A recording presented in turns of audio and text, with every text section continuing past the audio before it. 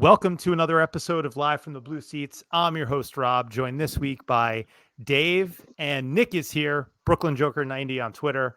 I believe this is the first time our paths are crossing this season. Nick, I think you've been on the show once or twice earlier this year, but always good to have you. Producer JL, you won't be hearing from him, but he is behind the virtual glass, as they say.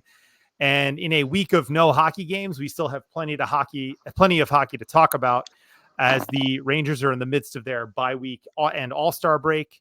But no shortage of news this week with the big Elias Lindholm trade, the Kaapo Kakko, let's call them rumors or rumblings. We're going to talk about all that, but also our expectations for a second half of the season here as the Rangers gear up for a stretch run and hopefully a deep playoff journey as well. Dave, Nick, how are you guys doing on this fine Thursday night as we record ahead of a Friday release? Go for it, Nick. Thank you, Dave. I'm doing good. I'm definitely missing some Rangers hockey. Also, kind of happy to have a little bit of a mental break from the team after how they've played over the last month or so.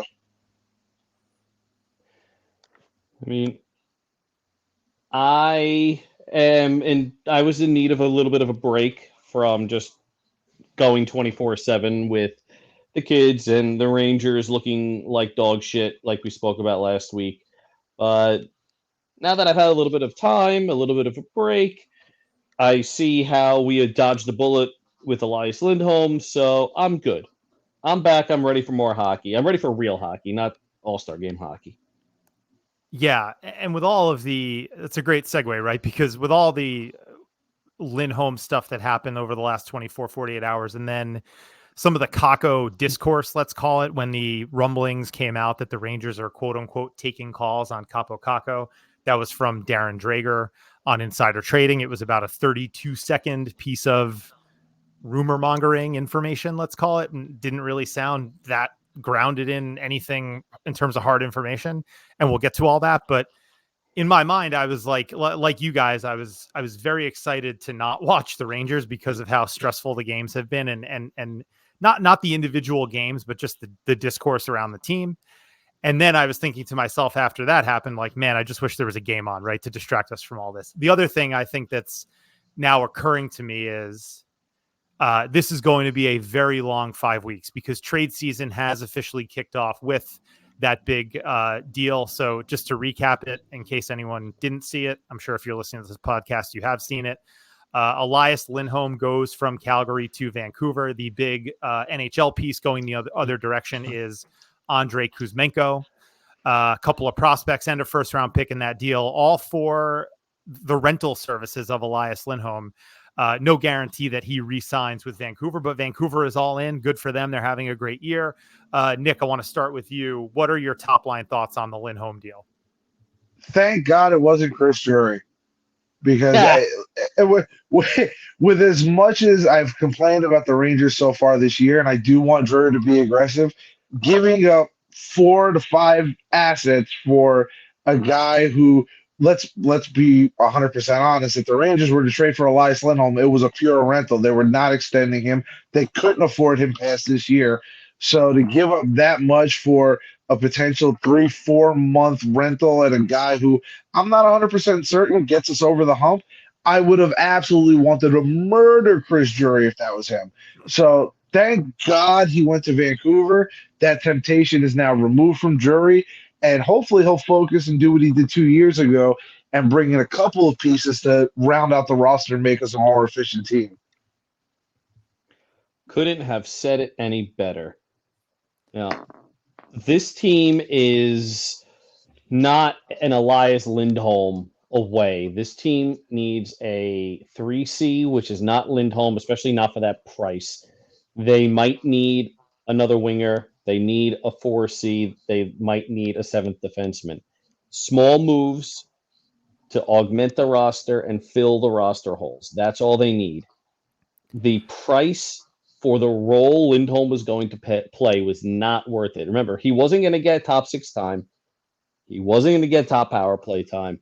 He was going to get 15 minutes or so of 5-on-5 time. That's it. You're not giving up what amounted to Kakko, I think like Robertson, Jones, and a first round pick for a guy playing on your third line and second power play unit. You don't do that.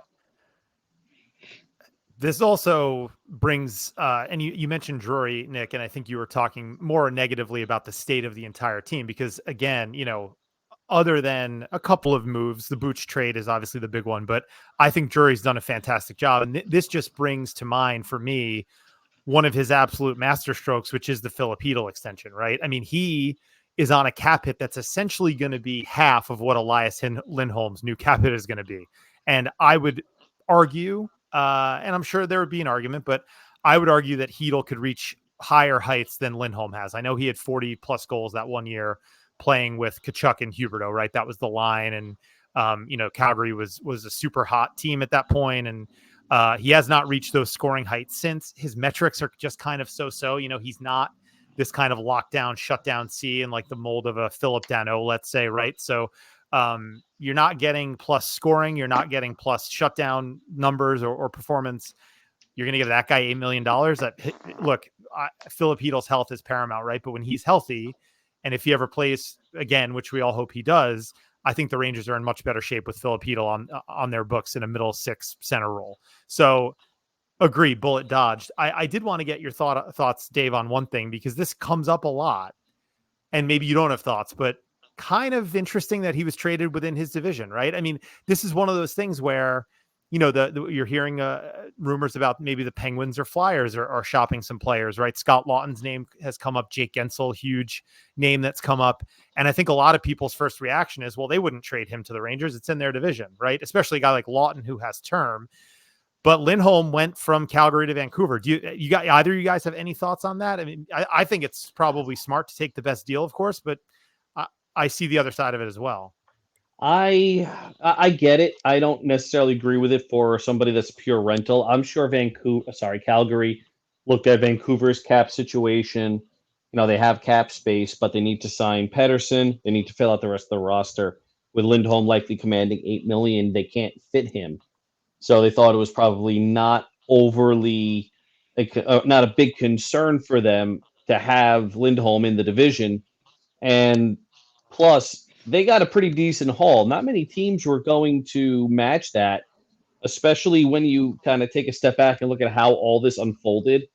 You have the Kakko rumor breaks. You have Brooks's article that Lindholm is a top target for the Rangers. And then like 4 hours later, Lindholm's traded to the Canucks. I'm willing to bet a large sum of money that none of those leaks about the Rangers came from the Rangers, that they came from Calgary, so that they could get Vancouver to up it and include whatever the missing piece was probably the second prospect. I mean, to be fair, too, I think Kuzmenko's probably the best prospect, quote unquote prospect, that they were going to get for an expiring contract like Lindholm from a team that really can't afford him. So I actually think it was good business on Calgary's end. It was definitely an overpay by Vancouver, but they think they're a legit cup contender. So I give them credit for going all in, and thank God for trader Jim Rutherford, because if it wasn't for him, we wouldn't have anything to talk about. So I'm glad that Jim Rutherford still is employed and can still wheel and deal.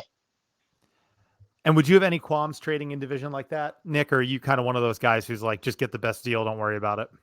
Oh, I'm all about getting the best deal. Like when Gorton traded Grabner to the Devils for Rykov in a second rounder, I didn't think we were going to get that much for Michael Grabner. So, and it wound up working out even more in the Rangers' favor when the Devils scratched him in the playoffs. So, but I'm a firm believer in best deal available. If you can get something from a guy, from a team in your division, go ahead, fleece them if you have the chance. Yep. And as a fire, this is probably a Calgary fire sale. I don't think they really care at this point. If it was a hockey trade, yeah, you probably don't want it in the division. But this is a pure fire sale. Calgary's dumping everybody. They don't care where it goes as long as they have assets that they can use in the future. So I get the whole division thing. I don't know if I agree with it for a move like this. Like if the Rangers were to trade Kakko, I wouldn't want him in the division. Right. Speaking of, so Dave, you mentioned it. Kaapo Kakko does figure into this Lindholm story because it was conveniently leaked to Drager that, and then sort of expounded upon by Larry Brooks, let's say in the New York Post, that the Rangers were quote unquote taking calls on Kaapo Kakko. This obviously sets off the predictable firestorm on Rangers Twitter, which we'll get to because I want to kind of talk that through. And like you said, Dave, this was pretty clearly leaked by Calgary in order to get Vancouver to up the offer for Lindholm. So very transparent use of the media by the Flames to get a better offer, which happens all the time. I mean, this is pretty much how NBA trades are made, through Shams and Woj, right? So it worked. Good for them. Fine. All that said, let's talk about the merits of trading Kakko. Now, we're going to get questions about this as well, but let's just have a quick kind of couple of minutes on it here. Look, I'll just start. I'm of the mind that it's not the worst idea in the world. And the reason I say that is the Rangers may, even though they're not deep organizationally at right wing, I get that, they may just feel like after his third coach, right, and after a large sample size across 5 seasons now, what they have is a player that is a solid defensive player that can't really score. Now, I know he's had good 5-on-5 numbers last year, but that's his only year of doing that in terms of counting stats, goals and assists. And also, I think one slightly underreported or talked about facet of this is he gets hurt. He's had a major injury in pretty much every season that he's played. So he's injury prone. He's underperforming his value. But as a second overall pick, I should say, but he is a guy who still does have value and upside.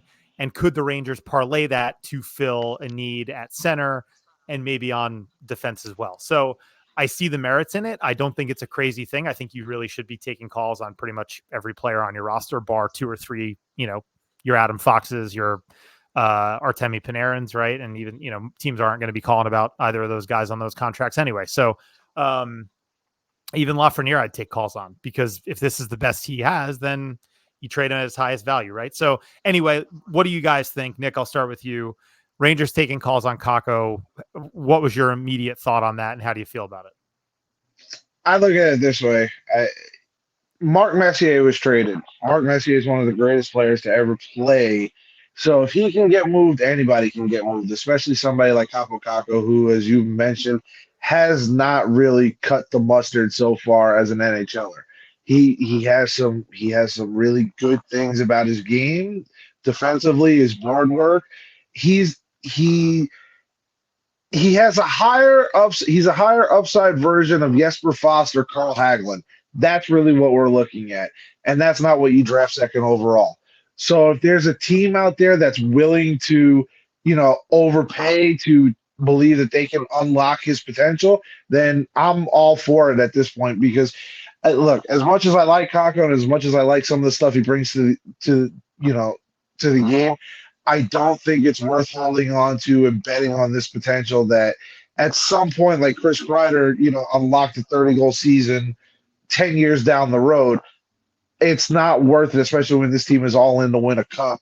You can't keep saying, okay, his potential, his potential, his potential. At some point, the potential has to show up. Dave? That is 1,000% true. The potential does eventually need to show up. But I think maybe we need to reassign what potential we're looking for in Kakko. I'm not saying Kakko's untouchable. I would trade him in a heartbeat if the right deal comes along.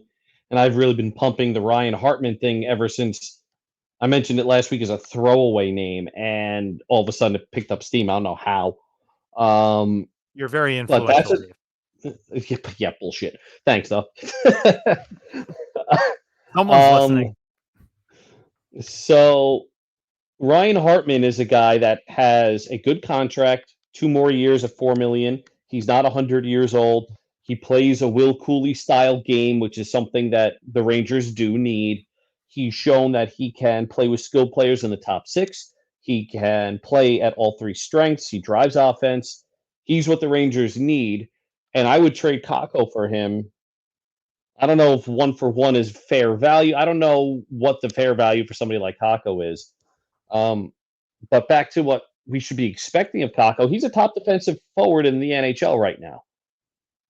And that's the hardest part of the game. And then you take a step back and you look at his 5 versus 5 production, the fact that neither Kreider nor Zibanejad could hit a barn in the first month of the season.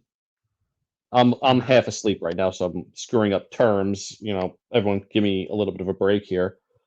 How much of a lot of this is Kakko, but a lot of this is also just situational luck. This is his first real NHL coach, too. All due respect to, well, actually, no respect to David Quinn or Gerard Gallant. Fuck them. This is his first real coach. Finally putting him in a spot where he can succeed. Staple him to the first line, see what he can do. If he can't put it together in that month or so that he's there before the trade deadline, then he's 2 years away from unrestricted free agency and due a contract at the end of the year. Ship him away. I'm okay with that, but you got to give the guy an actual chance with a real coach, with players that will actually put the puck in the net, or can actually put the puck in the net, and aren't shooting 3% while they're on the ice. What's interesting to me, and I hear you, Dave, and I do agree mostly, the leash has been short for him, and Laviolette has not been a short leash coach. It's one of the things that we've, I think, really enjoyed this season, right? Win or loss, is that, look, unless the team is really in the doldrums, he is giving his lines a lot of room to breathe, maybe more room to breathe than necessary at times, right? But for some reason, Kakko has been pulled off that top line in short order a couple of times. I mean, coming off this most recent injury, he only got about 2.5 games there, and he scored. He scored in the Seattle game, right? He has 2 other goals, by the way, since returning. They were both in garbage time. They were kind of rebound, garbage goals, which fine. They all count. But I'm a little perplexed, and I do wonder if there just might be something there. And look, I hate to be that guy, right? Because we really should only be talking about what we know, right? What we see and what our opinions are as fans, and then what the stats tell us, right? The traditional and the advanced and otherwise. But maybe there's something there where he's just not gelling with the coaching that he's gotten. He seems to have a good attitude, but he's also pretty public in the media about his ice time. He's always talking about, wanting more ice time, and sometimes making, interesting little comments, I'll call them, about his ice time and about wanting more power play time, which good for him. He should want that. You also have to earn it. And that top power play unit is tough to penetrate if you're a New York Ranger player right now, right? Because even with the dip lately, it's still, maybe it's the first or second best power play in the NHL over the last 4 seasons. Like, you'd be crazy as a coach to mess with it. So, and when that power play thing. goes cold, by the way, the power play has gone cold. They still shoot like 19%. And that's a bad power play for the Rangers, 19%. They're usually 25 to 30%. So this power play is absolutely lethal. You're not cracking that. Exactly. And I don't blame the coaches for not changing it. The only thing I'll say is this too, regardless of all that. And I've been like musing on this because I'm also a Knicks fan. Nick, I know you are as well. Look, the Knicks made a trade, and for the, I know this is probably something, again, that most people are at least aware of, but just to kind of talk through it and talk about its significance. They traded 2 of their best young players, their most well-liked young players, guys they drafted in the first round, right? RJ Barrett and Emmanuel Quickly, to Toronto, mainly for OG Anunoby, who was a more established two-way player, one of the best defensive players in the NBA, right? So they basically filled a need, trying to put this in very broad terms, because I know this is not a basketball podcast. The point is, every Knicks fan was gutted to lose those. Maybe not Barrett, but most Knicks fans were gutted to lose Quickly. Barrett was a cornerstone of this rebuild that they just went through, that got them to what they are now, which is basically a contender, at least for an Eastern Conference final berth. And it was truly addition by subtraction, right? The team just fits much better now. And I think there's something to be said for that, because I'm thinking about this too, Dave and Nick, and let's get your thoughts on that, and then we'll go to the questions. If they do make a trade for a right wing, which I think they need to, I don't think there's enough scoring there right now. You have Kakko and Blake Wheeler. Neither of them are playing on the fourth line. One of them's going to have to get benched or shipped out. Like it's just a matter of fit. I don't see, if you go out and reacquire Tarasenko, or, look, maybe there is some sort of larger deal with Minnesota, and I'm just using a name here. Matt Zuccarello comes back. Not that I'm personally interested in that, but just talking about the types of guys that might come into a team, established, scoring right wing players that could pair well with Kreider and Zibanejad. See, the problem is Rangers What Twitter happened? just heard you say Zook, and they've all just collectively lost their minds. Well, So people, now people are talking about Strome coming back on Rangers Twitter, so I'm not, Oh God, fuck that one. But I just want to expand on that one, Rob, just to blow everybody's mind. What if it was Kakko and, say, I don't know, Jones or Robertson for both Hartman and Zuccarello? I mean, I think we build a statue to Chris Drury. Yeah, probably. But so just the point is fit, though, right? So like OG Anunoby really fits the Knicks. He's made them the best team in the NBA since the trade. That's literal facts. And I look, I don't know if there is a 1-to-1 comparison, but I do think that if the environment were correct, there would be a similar trade out there for the Rangers. I think Kakko has value as a young player with still cost control and high upside. And I think there's a player out there that somebody in a little bit of a different timeline right now that isn't trying to compete for a Stanley Cup right now might be interested in parting with a legit NHL scorer or center, whatever it might be. And again, it just might fit the Rangers better in terms of timeline and in terms of on the ice and how they construct the lineup. So I don't know if either of you have any thoughts on that, but I've been musing on that over the last couple of weeks, since the Anunoby trade happened and very much lately since the Kakko rumors happened. I love the Knicks analogy, because I look at Kakko in the same vein that I used to look at RJ Barrett. And I like Barrett. I like Kakko.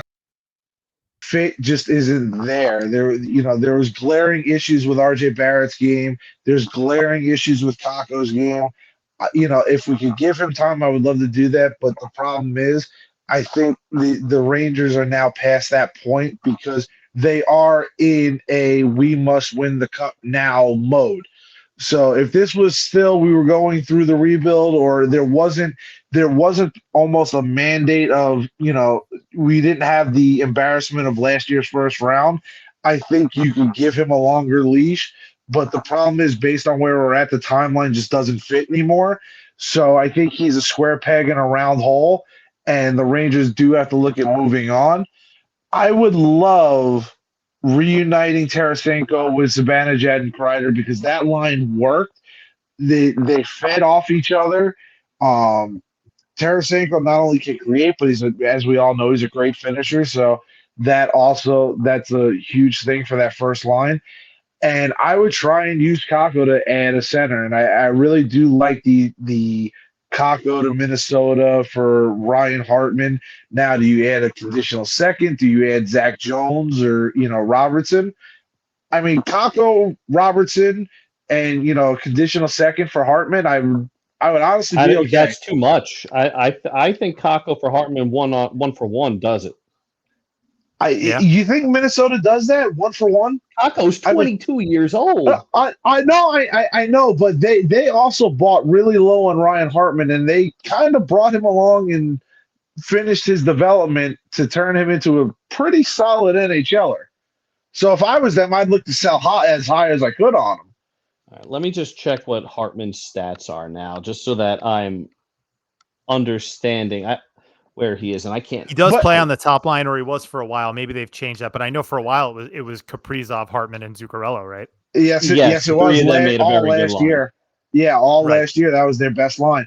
But the other thing too that you have to look into, also that you have to think about too, he does have an extra year of control, so the price would be a little bit steeper. So Hartman has 2 years left at $4 million after this season. His best season was 21-22, 34 goals, 65 points. Last season, played 59 games, 15 goals, 37 points. This season, 44 games, 15 goals, 25 assists. So 25 assists, 25 points. Sorry. Wow. He has one blip of 65 points. Everything else is about 15 goals, 30 to 25 to 30 points. So he can play up, but it does also look like injuries might be a concern here, which doesn't really help when you think about Kakko's injuries too. Yeah. So Hartman hasn't I played a full wonder. It would season. be such a good fit on the third line, though. Like that, that's the He exact. would be a great Like you fit on the said, third line. you don't need him to score. I mean, need him to create. Yeah. You need him to defend and hold hold pucks, and you need timely goals from those types of players. And look, that's I also circumstance, right? wonder if there's a bigger deal to be made with Ottawa. If you can add Tarasenko, but if there's a bigger trade there to be made, What, not just Pinto? getting to Shane maybe Pinto? Is that the Pinto, maybe Pinto. I was kind of thinking on the blue line because I've heard his name get floated. Chikrin. Chikrin? But yep, uh-huh. Yeah, I mean, he'd I be don't think they ideal need a next to Trouba. Chikrin. Yeah, I don't think they need a Chikrin, but I do Yeah, like maybe not. Pinto. If you're going defense from them, um, what, Hamonic maybe? But that's an extra year. Mm. They don't have anybody with just 1 year No, and left they're on the going to blue keep line. Wow. Shabbat and Sanderson. Yeah. So yeah, no. I Yeah, mean, look, Yeah. Shabbat and they were Sanderson another are team. yeah. They're untouchable. Yeah. I mean, they're another team too that they thought they were going to be good this year. And that's kind of happened with Calgary. Well, Calgary maybe not so much with the coaching change, but Minnesota's a team that thought they were going to be in contention this year. They're 7 points out of a playoff spot. Ottawa's in last in the East. They thought they were going to be pretty good. So yeah, it's a weird year for that reason. Guys, before we get to the questions, we have a couple of minutes. Let's very quickly shift to just give me 30 seconds on your either expectations for the second half of this season for the Rangers or your what you want to see happen. Like how what would be what do you need to see from this team, let's say, as the second half gets underway next week, that'll make you feel better about their fortunes going into the spring? Let's phrase it that way.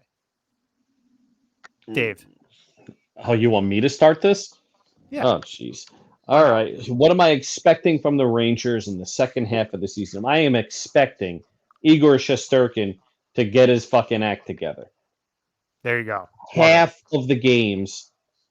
If Igor Shesterkin is regular, not even Vezina winning Igor Shesterkin, if he's last year's version, that 12-12-2 record that we just saw is probably closer to 15-9-2 or 16-8-2. If my math is right on that. It is. Shesterkin has simply cost this team a couple of games at a bare minimum with the way he's played. And I am always the guy that's don't blame the goalie. No, this is on him. He needs to get his act together. And it's just poor timing because the power play went from 30% to 19%. That'll also get going. And I'm willing to bet a large sum of money that once Shesterkin and sorry, this background noise on my side. Oh yeah.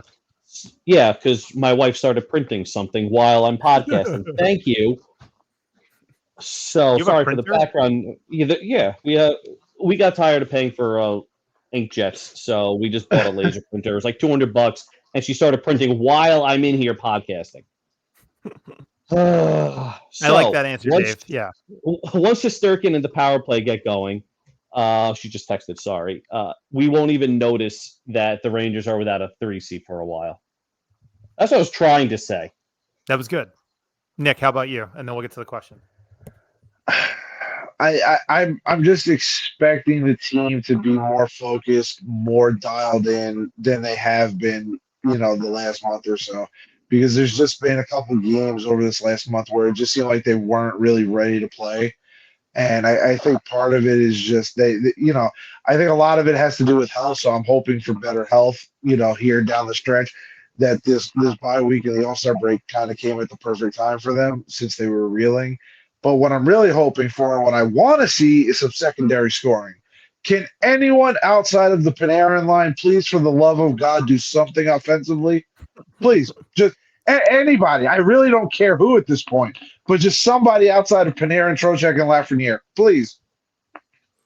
Yeah, I just to piggyback off that, Nick, real quick from me, like, let's see the real Mika Zibanejad and Chris Kreider. I mean, I remember, look, we had Jay Fresh come on this podcast at the beginning of last season, I think it was, and his like player card had Mika as one of the top 10 centers in the NHL. He was like, 90th percentile across the board.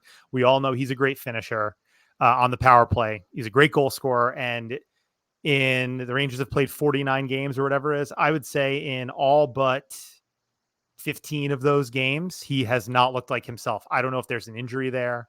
I don't know what else might be going on. If it's just an adjustment thing, he's a new father, right? There's all these internal and external potential factors. The real Mika needs to stand up. And I think if that happens, Chris Kreider will also stand up, because as one goes, the other goes. They're the best friends that anyone ever had. So those two are so important to this team's overall success, as is the goalie, which you so eloquently put before, Dave. All right. Time for the questions.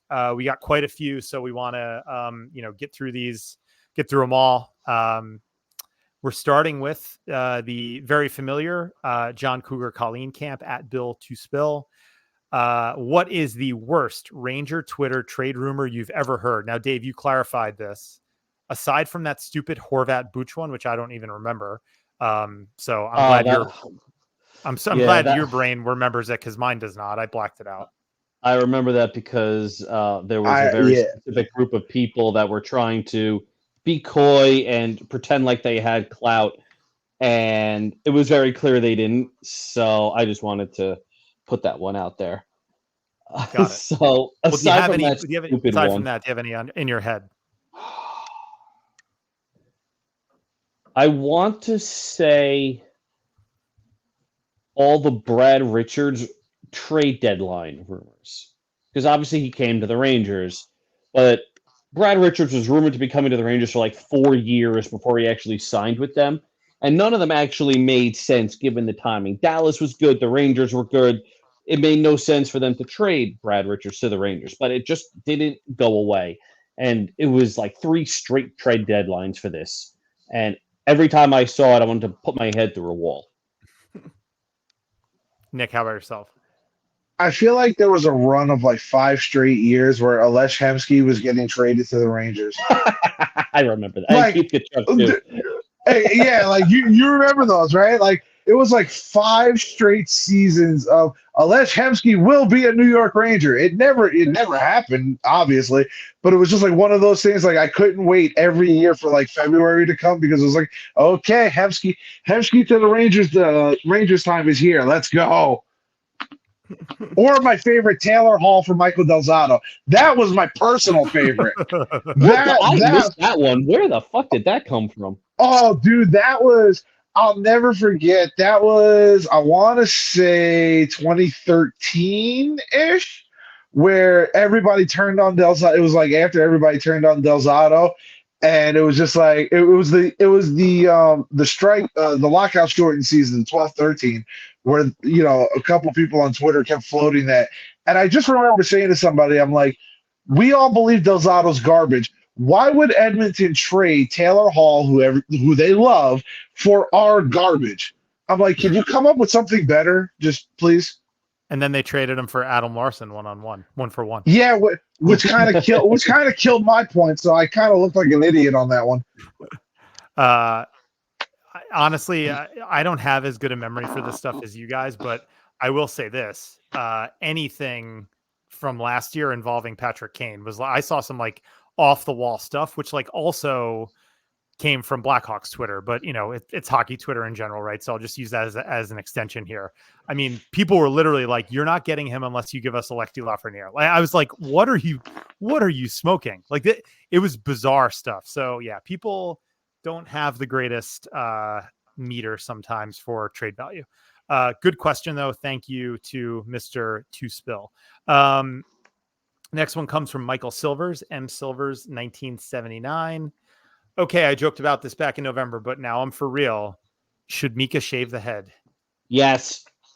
Absolutely, it's too long. Yes. It's too long. Maybe not shave the head totally and go Mr. Clean with it, but like yeah, trim it up for sure. Do He pull used I just said Kreider, Panarin, pull a Panarin. Just run with he it. used to have, if you look at his like rookie photos and when he was young in Ottawa and even his first year here, he had short hair.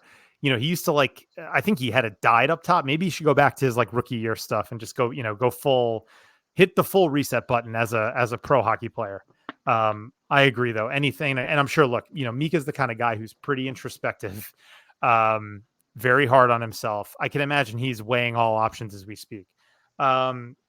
All right, next one comes from Calor Commentary. We did talk about this earlier, but we can expand upon it a little bit here. Kakko has arbitration rights and is set to hit unrestricted free agency in 2 seasons. It seems unlikely that he'd be a long-term piece, so isn't it pretty reasonable to make a trade? I think we're all kind of on the same page here, at least, factoring those things in. What I'll say is, and then I'll let you guys jump in as well, I don't think it's unlikely that he's a long-term piece. I mean, it's very likely that they view him as cheap forward depth, right? That they could just say, hey, look, we've got a guy who we know is going to be a really good defensive player. He does have scoring upside, right? We can point to 40 points, pretty much all at even strength last season, 18 goals, 22 assists. So, again, that's kind of what Carl Hagelin, as you said earlier, Nick, that's kind of what Carl Hagelin used to give them. Maybe they're just looking at him as a Carl Hagelin type. And that if that's the scoring number, you're not going to have to pay him that much money. So I wouldn't say it's unlikely that he's a long-term piece. I would say, though, that it does make sense to explore trade options. I think you'd be irresponsible as a GM to not explore all your options on the table. If somebody's going to call and ask about a player, you have to pick up, unless it's Adam Fox or Artemi Panarin. I mean, even at this point with Shesterkin, if somebody calls on Igor, yeah, you take the call. You listen to what they have to say.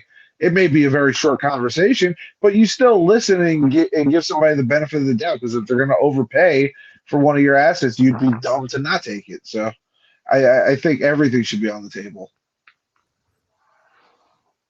Not only should everything be on the table, I'd even take calls on Adam Fox. What if Edmonton's like, hey, we want Adam Fox. We'll give you Connor McDavid and Evan Bouchard in a heartbeat.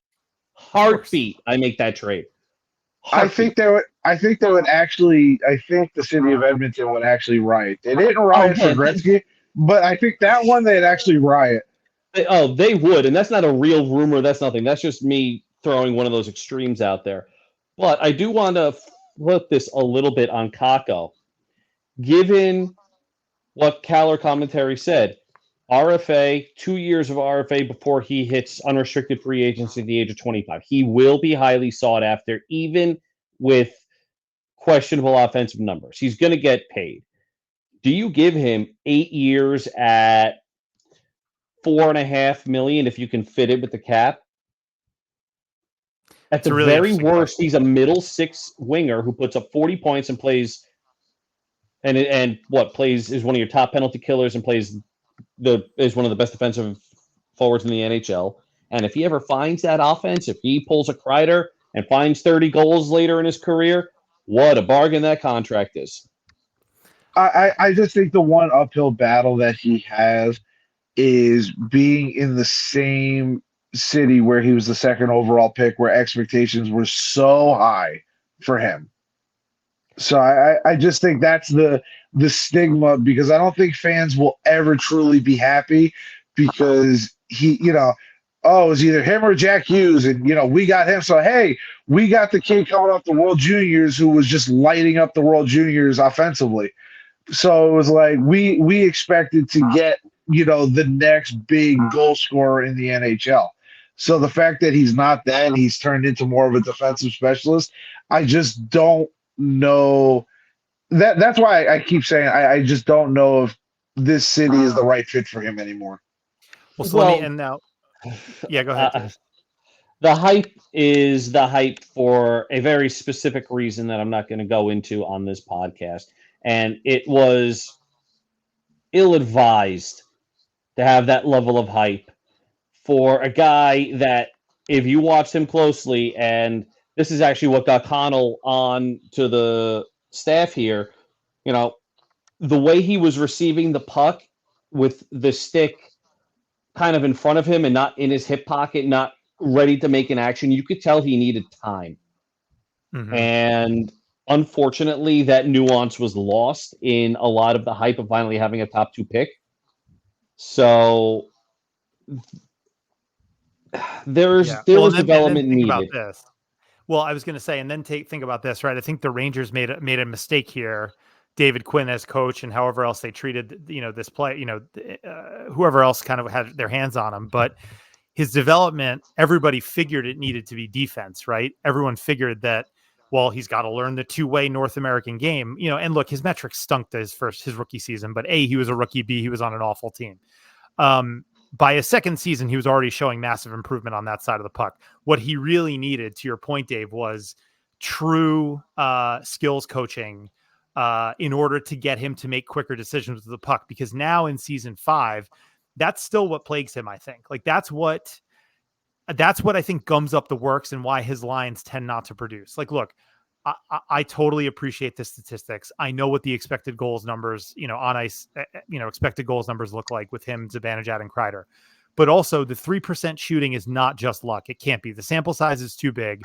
They're not throwing a ton of quality looks at the goalie and just getting goalied game after game after game. They have a lot of time in the offensive zone. They tend to get no shots or low quality shots. And I think a lot of that has to do with Kakko's inability to make quick decisions with the puck, right? And operate in tight space. He's good along the boards. He's a powerful player, but like you said, Dave, that ability to keep the puck in your hip pocket, get it off your stick quickly, he just doesn't have that. Now, Lafreniere, and I want to bring him up as a point of comparison here because Rob Luker made a great point earlier today in our group chat, and I think he tweeted about it. The discourse about Kakko right now is the exact same discourse from Lafreniere exactly a year ago. He was struggling to score. He was struggling to fit in. People were wondering about, hey, what could he get from him in a trade? We never got the taking calls on Lafreniere rumor, but certainly we had plenty of chatter about his work ethic, right? So similar discourse, similar kind of stage in his career. And Lafreniere found it this year. So Nick, I mean, let me, you said, maybe the New York is not the right city, the pressure of being number 2 overall. We asked those same questions about Lafreniere. So, are you happy with where Lafreniere is now? And why couldn't Kakko do the same thing? I'm happy where Laf is at right now. I do think there is one. I do think there's still one part of Laf's game that he's struggling with, and that's finishing. And hopefully, Sure. that'll come a little bit more. But he's shown enough development that it's bought him some goodwill. I just I don't know. I just kind of feel like we're at the point with Kakko that he is what he is, and that I don't know if you can coach out of his game or teach him how to just make faster decisions. I don't know if we've reached that point. I kind of feel like 5 years in, we're kind of at the point of no return. Yeah, no, I think that's fair to say. It is a fair. That's fair. I don't necessarily agree, but it is a very fair assessment. One thing I want to add is Kakko never had any concerns about his work ethic. True. Very true. None. But also Lafreniere maybe put those concerns to bed, and he did work on Yes, he did. the one thing that he needed to work on, which is his skating. He's much more explosive this year. He's much better on his edges. It's plain to see. I mean, tell you guys, like I was at the game and they lost the game, but they were playing Vancouver and he had a goal and an assist in that game. And he was the best player on the ice. And that includes Pedersen and JT Miller and all those guys. And I was watching, I was there with my dad, and every time he got the puck, we were kind of half joking, but we both said, just take it yourself. Just go through all 5 guys like that. Because that's also how pathetic the team around him was, right? Obviously his line was good, but no one else could do anything. And he looked capable of doing that. And I'll say this about Kakko, he does have some dominant shifts in the offensive zone. He holds on to pucks. He's got a little bit of a Yager style game to him, but I never get the sense with him that he has the skills to ever take over a game the way Laf seems to have that potential now. But it's interesting. Look, they're forever tied as those high picks. I would like to see him get a longer leash. That's to my earlier point. Like that's where I come back to with Kaapo Kakko. 2.5 games. off that injury, and he played well. Kreider and Zibanejad played well. They scored at even strength a couple of times. Kakko got one himself, and then they struggled as a team, and Blake Wheeler's back on the top line. Nothing against Blake Wheeler, by the way, because I think he's been exactly what Chris Drury thought he would be, but he's also not a top line right wing. So anyway, that's it for the questions. Thanks to everybody for submitting. Nick, I'll go to you first for any final thoughts as we head out of the All-Star break and into the Rangers are the first game back on Monday. They play the Colorado Avalanche at home. Any final thoughts from you? It's going to be a tough game right out of the gate.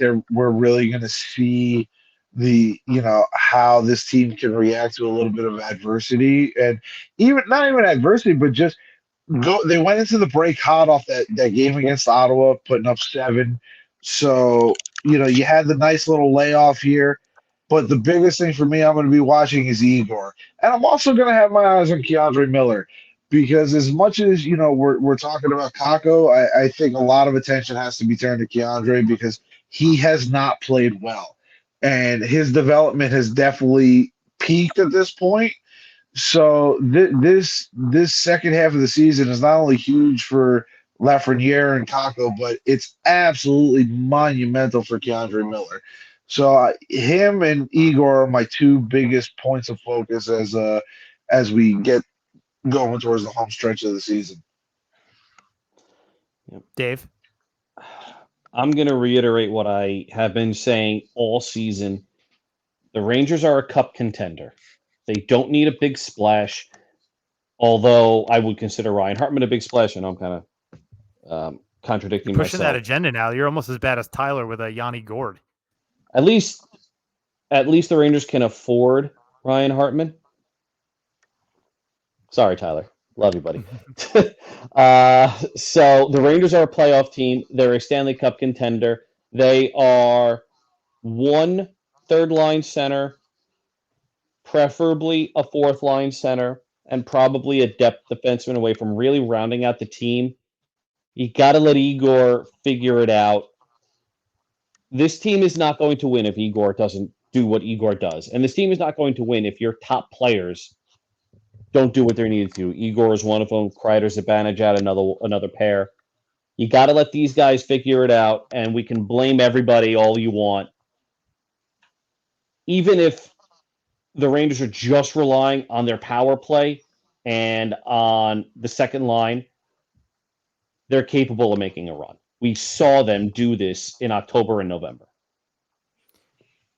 Yeah, and I think that's a great point, Dave. And the other thing is, I have two kind of closing points. One is, you just mentioned the top players needing to be the top players. One of the great signs of the last 5 games before the break was that Adam Fox really came alive. He was awesome. Frankly, he looks starting to look like himself. So had a slow start, I think, because of the new system, whatever it might have been. He also then got injured, and it took him a while to get comfortable after the injury. I think the other thing we may see here is the Peter Laviolette factor. We've been singing his praises all year, and this is a coach who has experience going through a long, grinding season.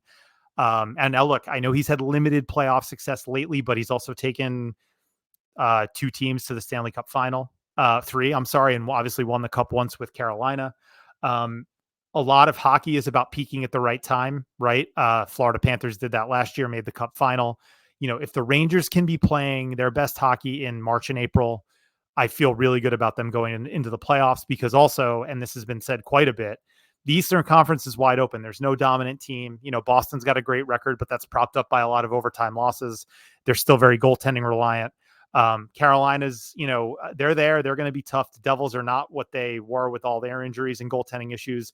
The conference is there to be won. And, the Rangers might actually be able to get some favorable matchups if they do finish first in the Metro, which I think should be a goal here. I don't want them to take their foot off the gas and, start resting guys. I don't want to see that. Because I think it's important to finish high this year.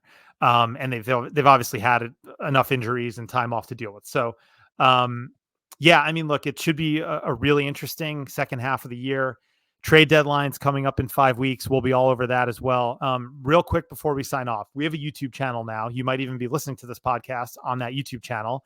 It's at Live from the Blue Seats on YouTube. Please subscribe, turn your notifications on so you can, see when new episodes drop. We're also going to have some other bonus content on that YouTube feed, some video breakdowns by Coach Connell himself, kind of working that out right now with JL. And I allude to the trade deadline because I would love to, and I hope you guys agree, would love to do a live show, maybe even with video. Not that, we have the prettiest faces in the world, although, I know. yeah, I know. Hey, maybe I'm speaking for myself there. All I'm saying is I got the baby face. The video option. We'll get out, maybe we'll do a live, trade deadline roundup on March 8th. So that's something we could potentially stream live on YouTube. We've been looking for those types of opportunities. So, with that, we want to thank you all for listening as always, and we'll talk to you next week.